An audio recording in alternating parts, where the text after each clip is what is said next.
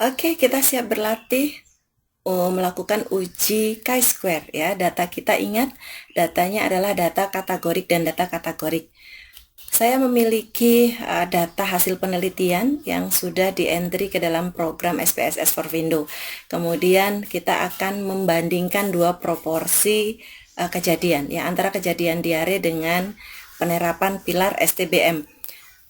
Dua-duanya memiliki dua kategori. Diare kita kategorikan menjadi diare dan tidak diare, sementara untuk STBM kita bedakan menjadi kategori tidak menerapkan atau tidak diterapkan dengan diterapkan.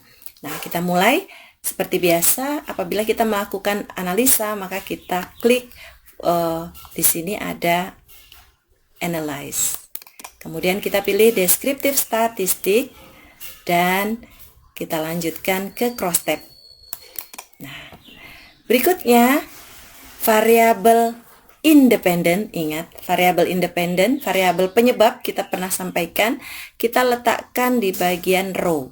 Kita cari variabel independennya adalah penerapan STBM. Ini kita pindahkan ke row melalui tanda panah ini. Kemudian kita pindahkan variabel dependent atau variabel akibat menjadi ke kolom ya. Kita cari di mana diare, kita pindahkan ke kolom. Nah, seperti ini. Selanjutnya kita pilih statistik. Kita klik chi-square. Kemudian kita klik Risk, Continue. Oke ya. Berikutnya di bagian sel. Nah, di sel ini ada observed, ada expected. Ya, observed adalah nilai observasi kita, expected ini adalah nilai harapan. Boleh klik dua-duanya, boleh salah satu saja, tapi karena yang akan kita lihat observasi, maka yang kita centang atau kita checklist adalah observed. Kemudian di bagian percentage, ingat kita menggunakan desain apa. Apabila kita menggunakan desain cross-sectional dan cohort, maka yang kita klik adalah row. Apabila kita menggunakan desain case control, maka yang kita klik adalah yang kolom. Selanjutnya, yang lain kita boleh abaikan, kita klik continue dan oke. Nanti kita akan melihat 5 tabel ya, 5 tabel.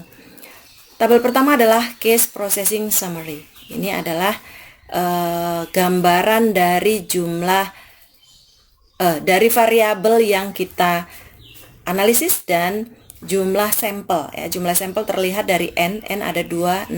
Artinya ada 267 responden yang terlibat dalam kegiatan penelitian ini. Kemudian bagian kedua ada tabel silang.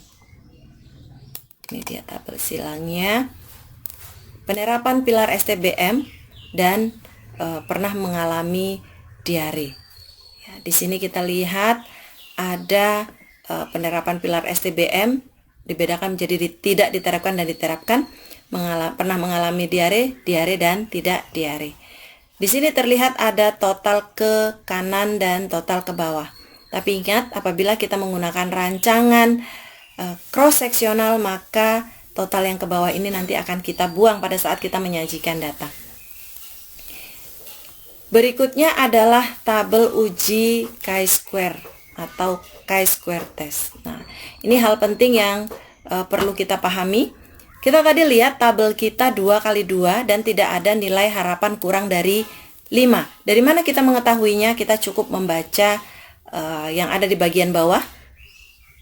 0 cells have expected count less than 5 ya. The minimum expected count. Nah, ini dia. Kita lihat dari sini, di sini 0, maka artinya aman tabel kita. Kita langsung membaca pada deretan continuity correction. Nah, yang kita baca adalah di bagian ini dia. Tampak di sini titik 000. Kita membacanya 0,000.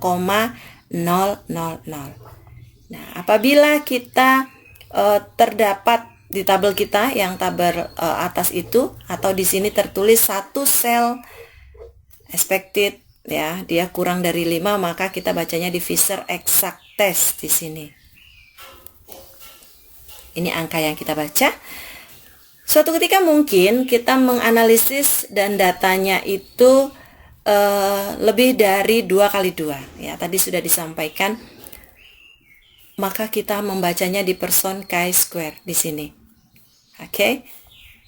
Ini adalah tabel ketiga. Berikutnya tabel keempat. Di sini menunjukkan odds ratio ya, berapa besar risikonya. Jadi odds ratio for penerapan pilar STBM tidak diterapkan.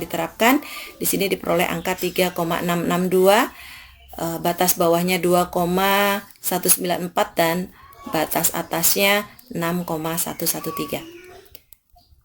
Bagaimana? Mudah ya? Mudah-mudahan bisa dipahami. Demikian uji chi-square, gampang sekali cara menguji dan cara membacanya.